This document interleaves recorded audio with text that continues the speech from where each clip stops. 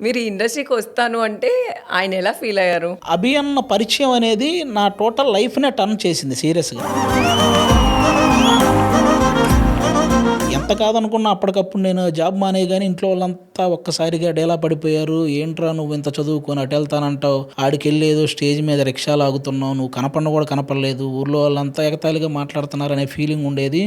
నాకేమో ఈ అప్పు ఎలా తీరుద్ది, మనము ఏమీ చేయట్లేదు అన్నప్పుడు ఇంక నేను ఒక ఆలోచన చేశాను. ఒకరోజు మాకుంది 3 ఎకరాలు. ఆ 3 ఎకరాలు అమ్మితే ఫస్ట్ మాకున్న అప్పంతా క్లియర్ అయిద్ది. ఫస్ట్ మైండ్ ఫ్రీ అయిపోద్ది. అవ్వాలి. ఇప్పుడు నేను ఉన్న భూమి అమ్మకూడదు, మనం అమ్ముకోకూడదురా, మనం మళ్ళీ ఇది పడతాం, ఈ మాటలు ఏమీ వినలేదు. నేను దగ్గరుండి వెళ్ళి ఆ 3 ఎకరాలు అమ్మించి ముందు అప్పులు మొత్తం క్లియర్ చేసి నా మైండ్ ఫ్రీ చేసుకున్న తర్వాత నేను మళ్ళీ ఈ జబర్దస్త్ స్టార్ట్ చేసి టీమ్ లీడర్ అయ్యాను. నేను కూడా బాగా పేరు తెచ్చుకున్నాను, సంపాదించుకున్నాను. నేను పోగొట్టుకున్న 3 ఎకరాలు మళ్ళీ కొనుక్కున్నాను. ఇంకా కొంచెం మా వాళ్ళకి సరిపడంత పొలం నేను కొనుక్కోగలిగాను. అందులో ప్రధాన పాత్ర పోషించింది అభి అన్న.